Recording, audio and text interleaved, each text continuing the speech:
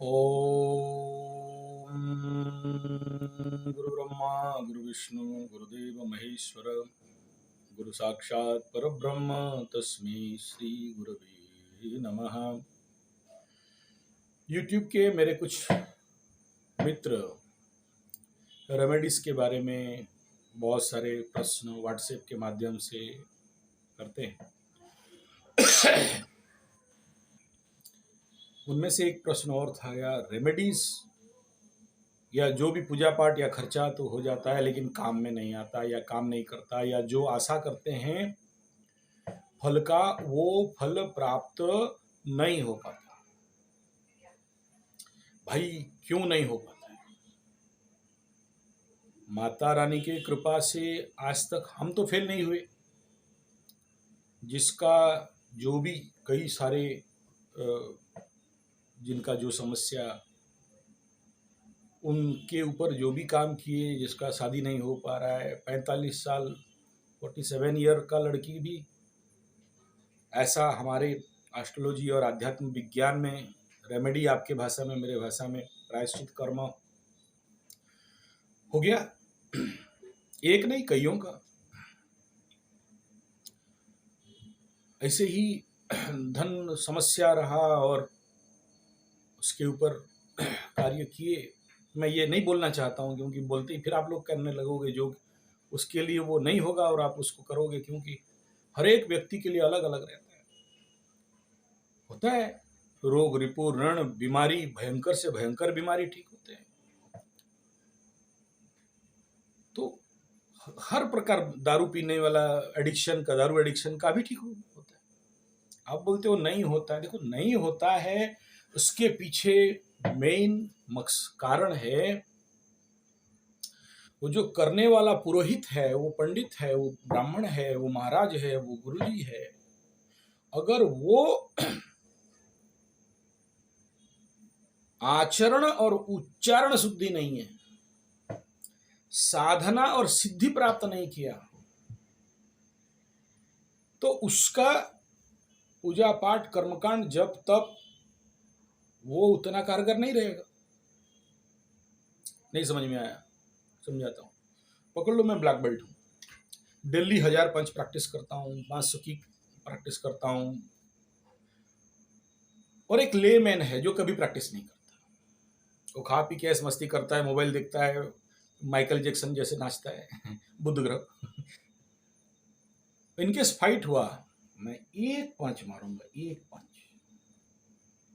क्यों? क्योंकि life long black belt रगड़ है मेरा जिंदगी का। 30 साल का एक्सपीरियंस, पंच एक मारा और 32 नीचे। नहीं आया समझ में? अच्छा, सोचो एक शार्प शूटर है, अपने घर में बंदूक रखा है, गोली रखा है, उसके पास शूटिंग रेंज है, मेरा नहीं, मैं एग्जाम्पल दे रहा हूं, और वो डेली प्रैक्टिस करता है, या मैं करता हूं।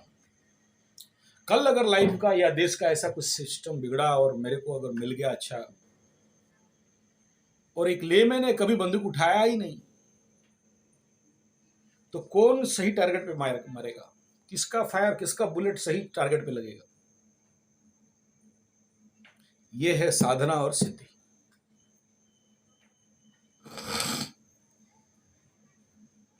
तो पंडित अगर श्रोत्रिय ब्रह्मनिष्ठ नहीं है, शास्त्रोक्त कार्य नहीं करता, वो भी देख लिया काला किताब पीला किताब और उससे सुन लिया, उससे सुन लिया, ऐसा करने से होता है, और रेमेडी देने लगा,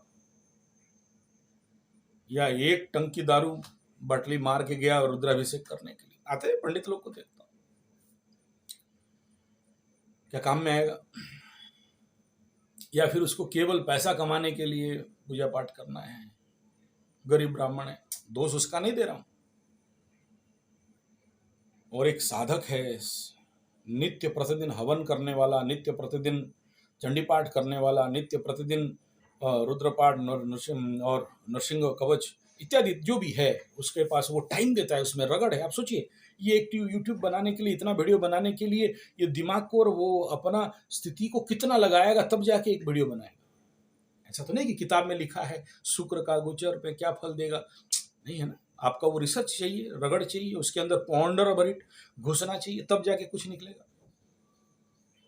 ये तो 10 किताब निकाल लिया और बैठा और वीडियो बना दिया, वो तो नहीं होने वाला है। ऐसा एक राशिफल बनाने के लिए 1 महीना का रिसर्च चाहिए होता है, फिर लोगों को देखना पड़ता है।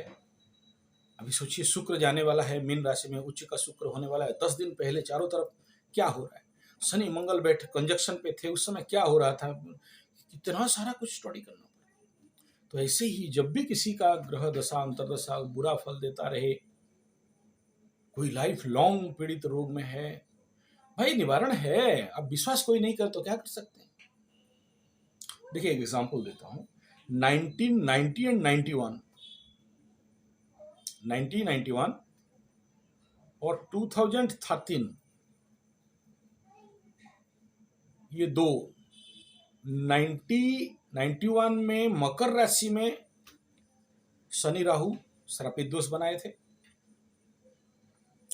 घूम के आने के बाद तुला राशि में 2013 या 16, एग्जैक्ट याद नहीं आ रहा है, आई थिंक 16 या 13 में तुला राशि में राहु और शनि का श्रापित दोष बना। नो डाउट उस दौरान हिल गए थे, मैं जितना जानता हूं, मकर राशि वाले और तुला राशि वाले। और जिनके कुंडली में जो बच्चे उन टाइम पीरियड में 90-91 में जन्म हुए हैं, और ये 13 या 16 वाला, 13 से आई थिंक, और ये श्रापित दोष जिसका लग्न राशि पे हुआ, चंद्रमा था या लग्न बन गया था, आसपास अगर थोड़ा भी जो ज्योतिष जानता है ढूंढ के देखो क्या हुआ है उनके लाइफ। आंकड़ा बताना नहीं चाहता हूं, ऐसे उनका मैक्सिमम ऐसा रोग जिसका मुंह में लेना डर लगता है, बोलने का आवश्यकता नहीं है, समझ जाओ। ऐसा कुछ का परमानेंट पैरालिसिस, व्हील चेयर में ही है, खटिया में ही है। उन बेचारों का वीडियो आप तक दिखाना नहीं चाहता हूं, अपने आसपास से लेके दूर तक। तो मैं पूछता हूं, क्या सबको ऐसा हुआ? उस साल में जितने जन्म हुए सबको हुआ? नहीं, नहीं हुआ। लेकिन जिनका भी वो लग्न पड़ गया, राशि पड़ गया, और उनमें से कुछ मर भी चुके हैं, इस प्रकार के रोग को झेल नहीं पाए। लेकिन सबका तो नहीं हुआ। कारण बोले दशांतर दशा आया नहीं, कारण भाग्य का मजबूती। ऐसे बहुत कुछ प्रश्न का उत्तर निकलेगा। लेकिन ऐसे केसेस को भी हम लोग जो प्रैक्टिकल शास्त्र के क्लासिकल टेक्स्ट एस्ट्रोलॉजी में है, क्लासिकल टेक्स्ट में जो बताया गया है, उस रेमेडी के तहत जाके समाधान किए, हो रहा है। और चलो इस बात को नहीं भी मानते हो तो YouTube में डीएनए करके एक चैनल है, YouTube में नहीं, वो YouTube में है शायद, कुछ डीएनएस का या डीएनए ऐसे कुछ चैनल है, मैं उसमें सुन रहा था। एम्स में महामृत्युंजय मंत्र और गायत्री मंत्र को हवन करके रिसर्च किया गया। जो सालों से जो बिस्तर में आईसीयू में पड़े थे पेशेंट, वो ठीक होके चल के गए ओनली बाय दिस यज्ञ।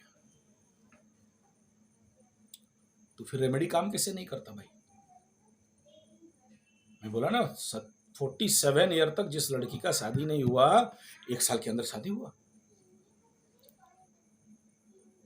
इससे बड़ा और एग्जाम्पल मेरे लिए, ऐसे मेरे पास बहुत एग्जाम्पल है जिसका बच्चा नहीं हो रहा था, 14 साल से बेचारे उनका बच्चा नहीं हो रहा था, और हवन के माध्यम से और मात्र जंत्र का स्थापना माध्यम से होता है।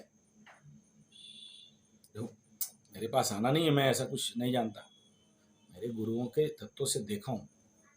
मैं बोल दूं और मेरे पास लाइन लगाने लग जाओ, मेरे पास वो टाइम नहीं।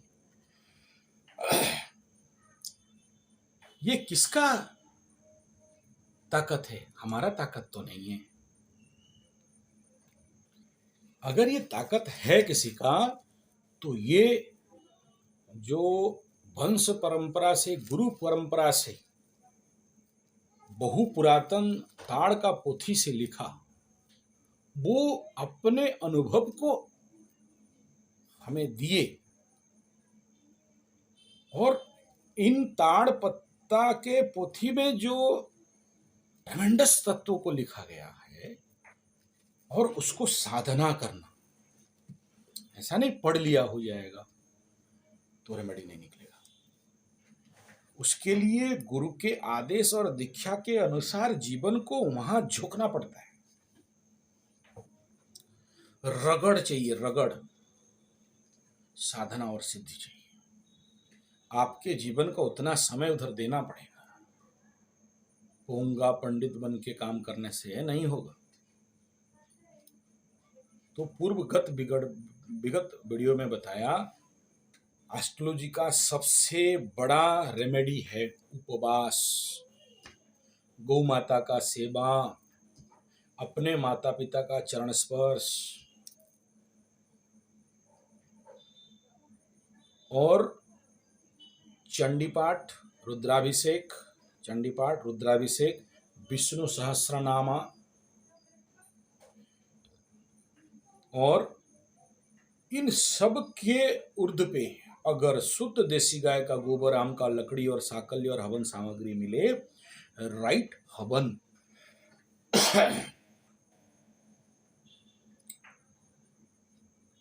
ये सारे क्लासिकल तरीके हैं। अकाट्य, इसको कोई काट नहीं सकता। हमें कोई विरोध नहीं है कि ये उल्टा करके दहा लो, वो बहा लो, वो उल्टा करके फेंक लो, वो सीधा करके गाड़ लो, सब ठीक है, किसी को इग्नोर नहीं कर सकते। मैं छोटा एस्ट्रोलॉजी का सूत्र भी कहीं से मिलता तो इग्नोर नहीं करता हूं, क्यों, लगा के देखता हूं। क्योंकि हम लोग वंश परंपरा, गुरु परंपरा से जिस विद्या को सीख के लाए हैं और समाज का सेवा में लगा रहे हैं, उसके पीछे इस प्रकार के हजारों सालों का, आप ये ताड़ का स्थिति देख रहे होंगे, क्या स्थिति है। जो पूर्वजों ने अपने अनुभव को रखा और उसके तहत जब काम करते हैं तो समाधान मिलता है।